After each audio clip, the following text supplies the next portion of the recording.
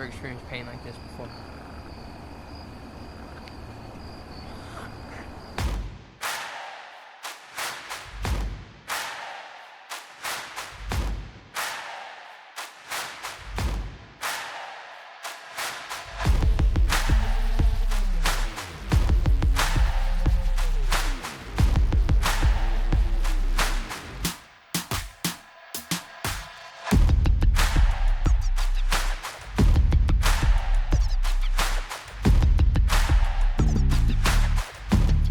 My name is Christian Rhodes. I'm from Mont Belvieu, Texas, and I attempted the Red Dirt Ultra 100-mile race.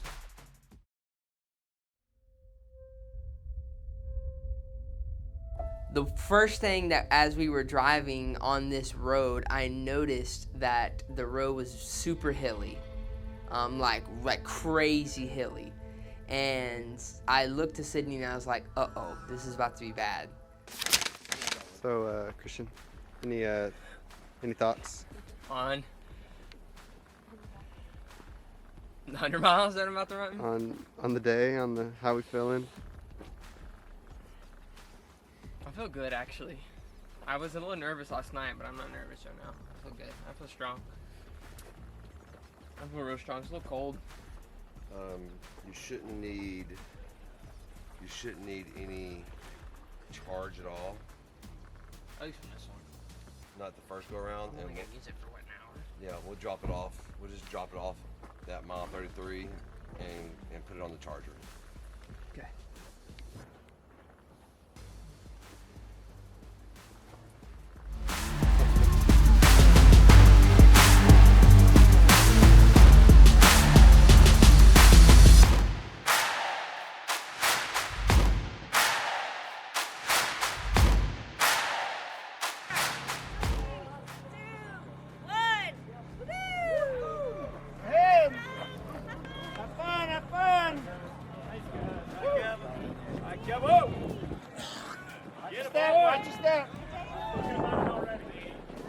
The right one done a couple years ago, and then he got the left one done fairly recently. They're like, recognize you? He recognized me. Yeah. He was like, you Already.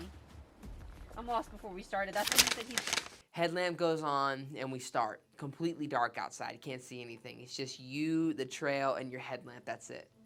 And the first 7 miles is straight sand. Loose beach sand. And we started running on this thing, and I instantly noticed that this thing was super hilly. Like, there are hills, and to me, they're like mountains, because we don't have mountains anywhere. They're hills. So the first 7 miles I run, and I get to the aid station. But as I was getting to the aid station, I was asking them, I said, hey, hey, what place am I in? They said, hey, you're in 4th place. Which I thought was weird because 3 people passed me about a mile before, meaning that I was leading the pack for the first 6 miles. I didn't even know. It was like going out so hot, first ultra. So what are we making? We are making fruit. Somebody is calling me again. It's Christian. Where's my phone? Is he calling you again? Yeah. Hello? Josh, when's the last time you cut your hair off? Really?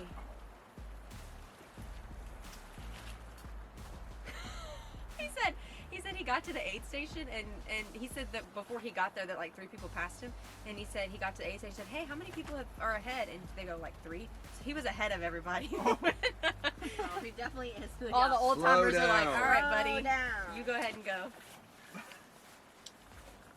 So you need to back off a little bit. He said he's running 12-minute pace. Now he's like, I'm gonna. That's pretty slow. Now he's like, Right now. Much slower than I'm that. a good You one. keep walking. Until mile 50. dude. Who's gonna carry the boats? Yeah, someone's got to get first place. And these freaking 40-year-olds aren't gonna do this.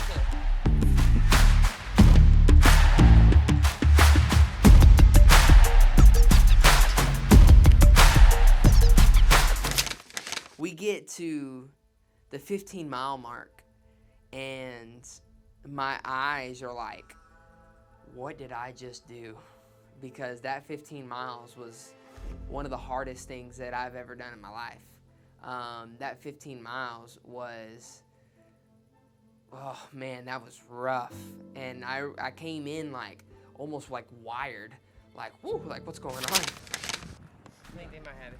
Okay. Yeah, we're good. Thank you so much. Just gotta film it. He's got paparazzi. Yes. I made it like this myself. I hope you're impressed. This will be live. Pickle juice, that too. Yeah, How was your trip? I don't mind like If you're a traveler, like, you gotta expect it to communal. Physically, are they okay?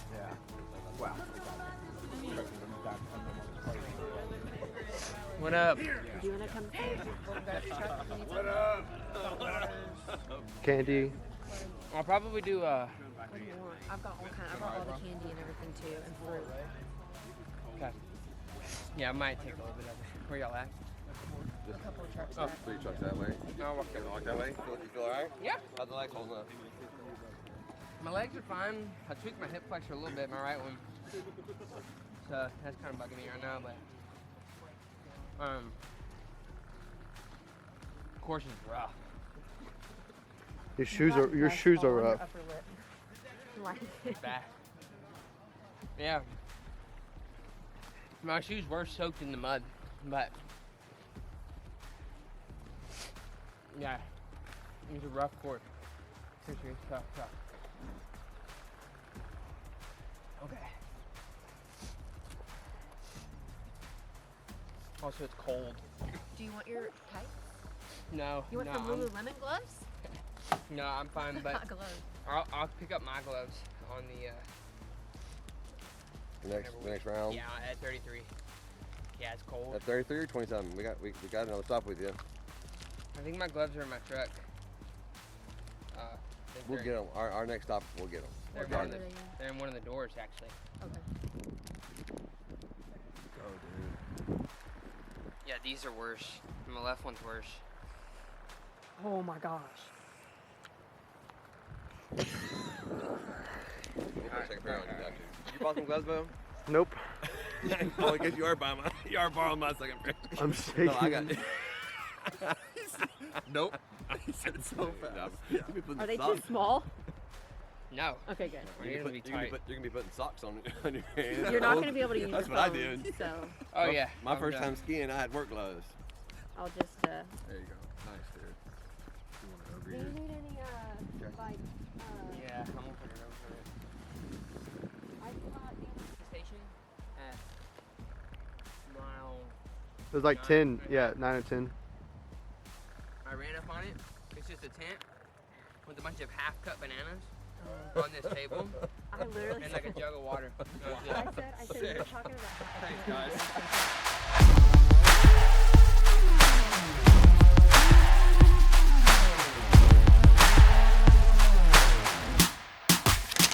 The moment that I took off at mile 15, I had until mile 27 before I would see anybody again. And that was like at, Kitsachi Bayou or something like that. I don't even remember what it was called. I was like, okay, well, I got 12 miles. Peace out. See y'all.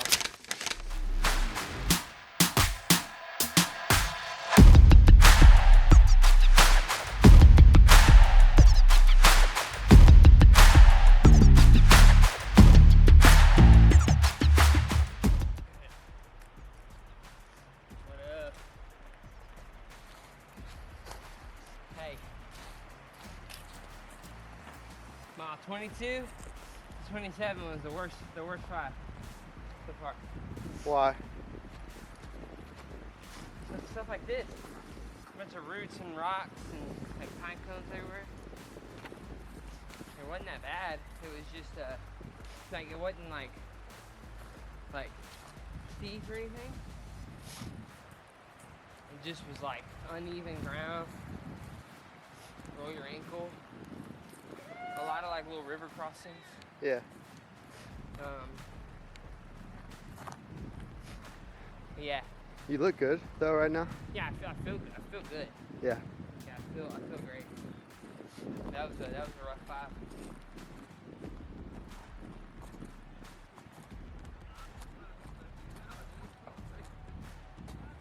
27's rough. What do you need? But 12 to 22 is really easy. You want to take some gum? You didn't take any. No, I'm okay. So, Candy, there's almond butter and jam, and then an almond butter. Actually, my hamstrings are roasted right now. I'm going up and down. Mm-hmm. You want to wait till you get back to camp just to massage ball, massage them. There was nobody there. There's no 50-year-old man in this course. What are you talking about? It's my No. Are you hallucinating? Yeah, Mile about 20.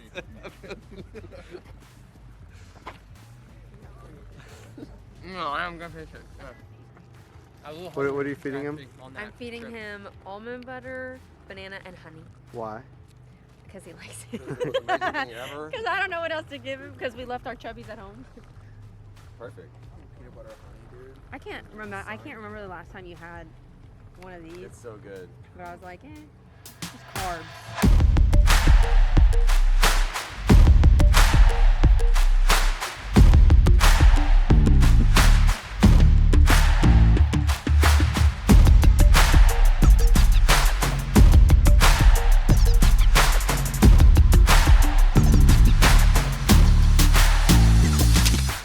And that 6 miles was the second hardest part of the entire race.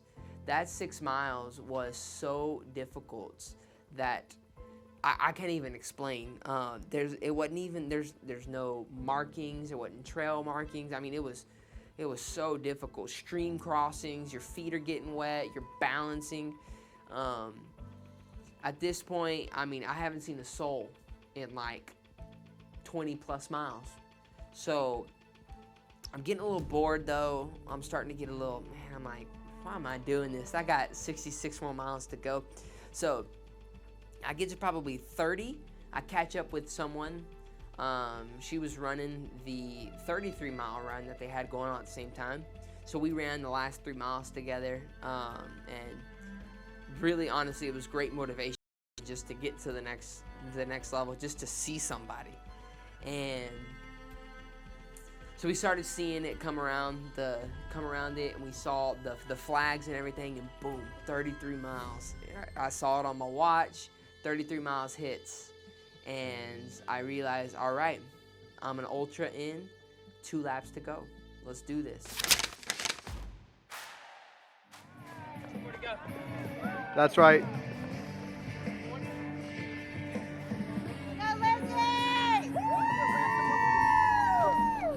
Hey. Well, we can go. We can go.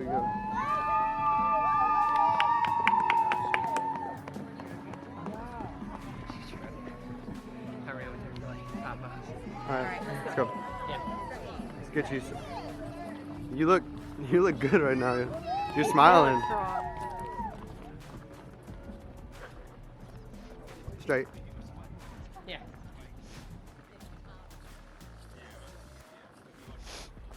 Yeah, that was a good, easy from 27:33. It was easy. Yeah. I say easy. My legs are hurting, but that chick helped out a lot. Did she? Yeah, 'cause she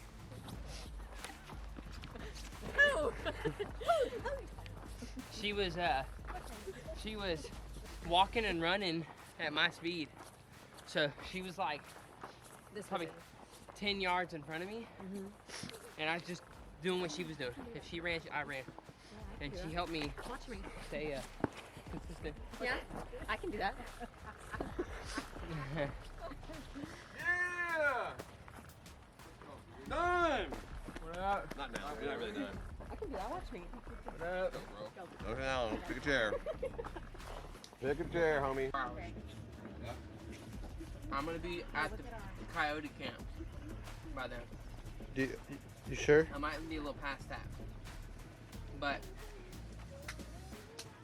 by 6 p.m. I'm gonna be at. Yeah, because right now I'm doing about 14-minute miles. That's kind of what it's looking like. The gun. You need to gun your butt. Did you change your socks? I did not. I didn't need to. Okay. It actually was my socks or just the shoes that had sand in them. Get it. All right, We'll see you in 15 miles. 15 miles. Get it. Let me get it.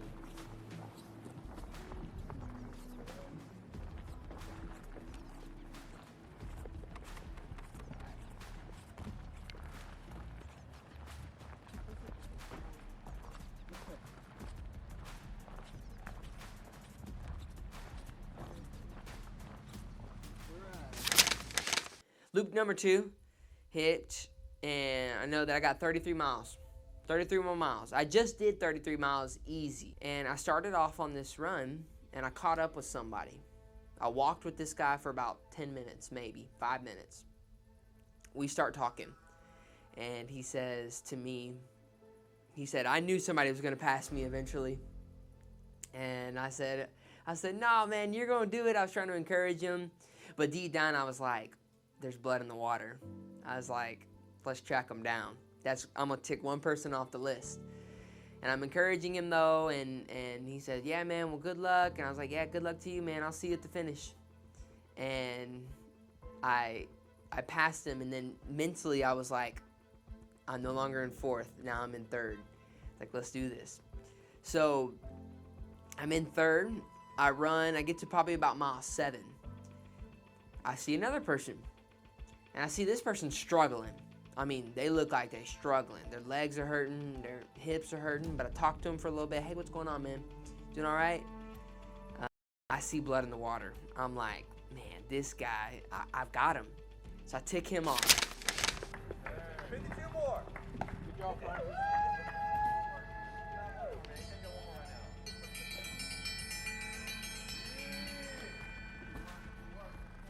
What up?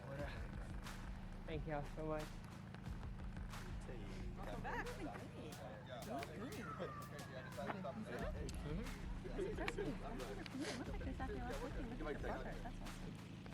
Yeah, but I was running short on water. I ran out of both bottles. Well, let's fill you up. Come on.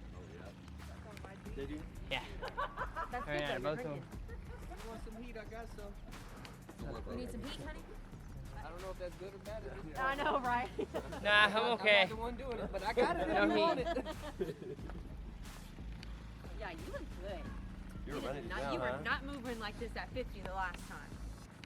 So the back, out of the 15, the back 8 is super hilly. So I was walking, running a lot. But I told Bo, the first 7 I was moving about 11-minute pace. Yeah. Why? Predator movie Oh, yes. where he ends up getting killed by a little girl. But anyways, Spoiler. so there's 4 people ahead of me. I'm running, probably 5 miles into that lap. I will send you back to Alabama. I will buy a Blue Bomber back and send you in the Blue Bomber. I am not playing, dude. We are. Oh, look, let's take a long break. Got to the aid station, and they're like, hey, you need something hot, you need some soup or whatever? Homeboy sipping on soup, sitting down, I was like, Got him. Game over. Got him. he's hurt. As you're eating a PB&J. A, B, and J. He's one Hey, Josh, you said Josh. All I had to do was ask you to do is you would jump in. I just changed my mind. Josh, why are you going? Cam, get in. Hey, good luck. Good luck. I love you. Let's go. You're slowing him down. I'm slowing him down. Slow down, Brian. Go, Brian, go. No pressure.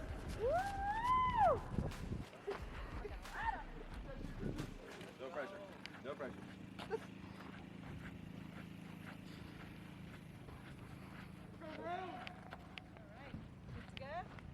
Good to go. Off and running. Let's go work. Go get it. Got 50 more. All right. See you next time. Go get him. At this point, though, it was getting cold. It was probably 40 degrees all day, but now it was getting about 35 degrees. It's getting cold. Well, I made the mistake of not putting on my tights or an extra layer because I was so motivated that I was in first place that I was like, no, let's go. I can't wait. Let's go. So it was a real quick thing. My dad hops in with me and we start running. We're running good. We're running solid. We're running great. We get to about mile 55 and I start noticing that I'm cold. So cold that I am having a hard time flexing my legs. It's so cold. It starts getting about 32 degrees outside. I mean, we're talking about freezing temperatures. And it's cold. So my dad and I get to a point where he's like, man, like, you think you can keep going? I'm like, yeah, I'm gonna finish this thing. And I'm just at mile 55, mile 56. So we run up on mile 58. And at this point, I'm so cold and my legs are so cold. I feel great, but my legs, it was almost like I was stiffening up and I couldn't accelerate. Like I couldn't even run anymore. And mile 58 hit, and that's when everything sunk in for me. Everything sunk in, and I said, man, I've got 42 more miles to go. I got a whole nother lap. I got to do the whole first 15 miles. That was the hardest 15 miles I've ever done.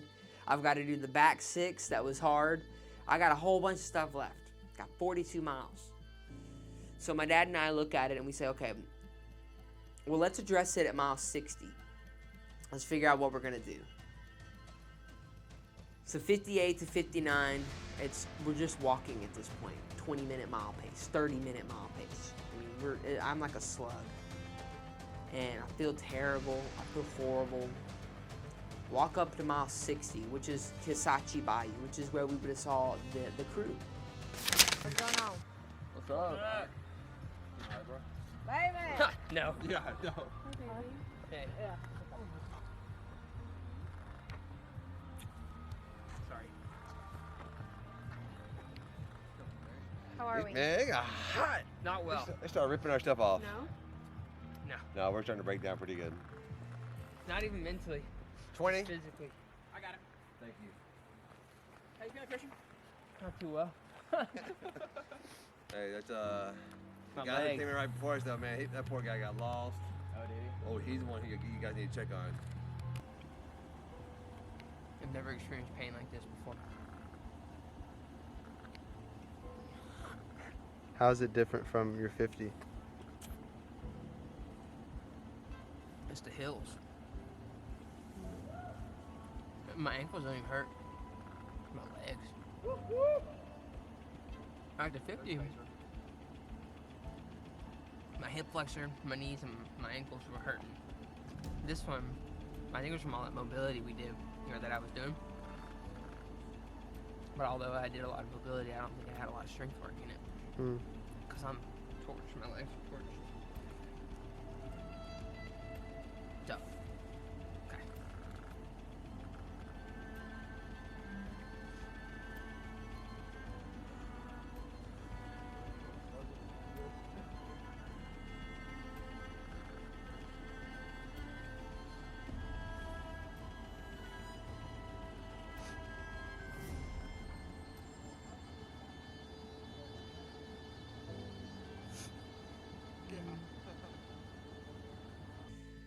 So my dad and I, we start off.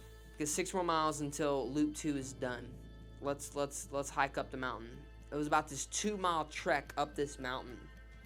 And we start walking up, but we probably get half a mile up the road. And I tell him I can't do this anymore. I'm too cold. So we turn back around. We walk all the way back down. The crew is there. They give me my wife's jacket. And so now I have 4 layers on. Tights and everything. Because my body couldn't regulate the temperature anymore. Like, that's why I was so cold. Like, my body was deteriorating. I was getting to a point where I just couldn't do it. So we walk back up the 2-mile trek, and then we start off on the second most difficult part of the loop. By this point, my legs have locked up. Can't do anything. We're walking at 30-minute per mile pace. My dad and I are talking. He said, all right, what's the plan? Like, I'm calling it. I'm done. 62 miles in, I'm done. Not doing this thing anymore. So we walk into this, we get off the main road at 62 miles and we start into the trail. And I walk in, I take a breath, I lean up onto a tree. And he says, "You good?" I'm like, "Man, I'm not good at all." He said, "Well, let's call somebody right now because the road's right here. That if you get into the trail, they can't come get you." I'm like, no, I'm good. Like, I gotta finish. We gotta finish. I'm finishing. We get to mile 64. We have 2 miles left. At this point, I am to a point where every single step is a grunt. Oof, it's a grunt. Every step, I'm walking so slow. I can't walk up the mountains, can't walk down the mountains. It's dark. All I have is my lights, the trail, and then my dad is there. He's encouraging me, but I'm just not having it. 64 hits, 65 hits, I'm done. I'm tired of this, but I got 1 more mile to go. He said, "Come on, you got 1 more mile, let's go. But I'm done. I'm mentally, I'm done. Physically, I'm done. I'm frustrated, I'm annoyed. So here we come into 66. Sydney's there waiting on me. My brother's there waiting on me. The atmosphere is so low because I set out for 100 miles, made it 66.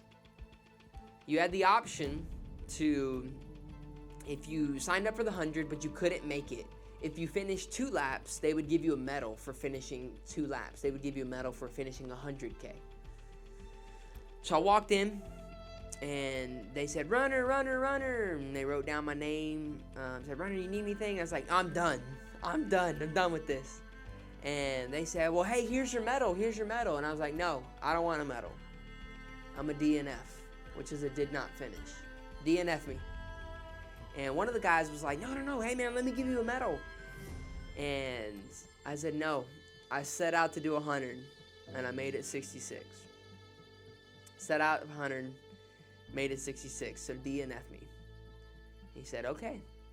They wrote me down DNF. So I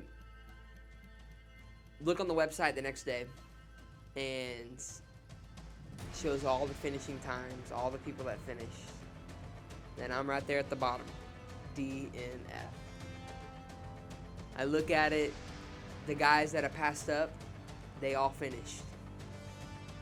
I was sitting there at the bottom, DNF.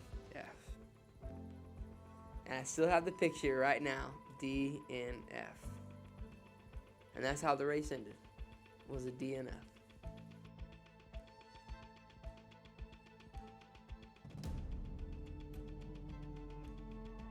But that I've been so wired to finish goals and accomplishments and do all these feats that are crazy, and I've been so goal oriented.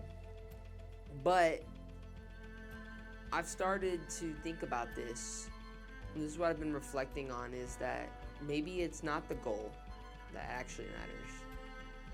Maybe the goal is just the product of the journey. Maybe the goal is, when I accomplish that goal, it's just the outcome of the hard work and the journey. And I've realized that during the journey, if I focus on the people that are in my life, and I focus on the things that actually matter, and I work hard, and I still strive for the goal, that the goal will just be that much sweeter, because I've spent time in the preparation. I've spent time in the journey and enjoying the actual journey to get there. And that journey is something that I've never actually paid attention to. I've only cared about the goal. But it's the journey that actually matters. The goal is just the outcome of the journey. And I want to have a fun, exciting journey, a motivated, hardworking journey to get to the goal. And then when the goal happens, I'll look back to the journey and say, that was well spent.